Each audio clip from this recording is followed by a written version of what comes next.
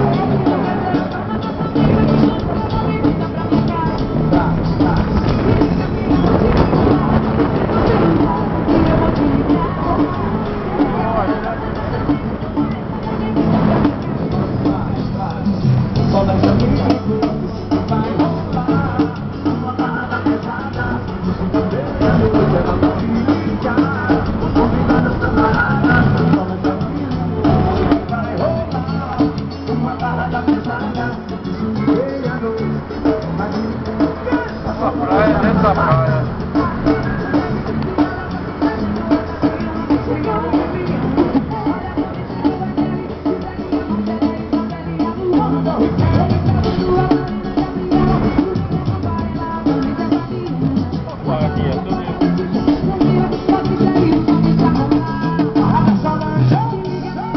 Gente, isso aqui vai ser a nossa próxima parada, Bancos de Areia, pro barco parar com segurança, gente. Vocês têm que ficar sentados, viu, pessoal, por favor, porque tem uma hora que ele dá uma freada.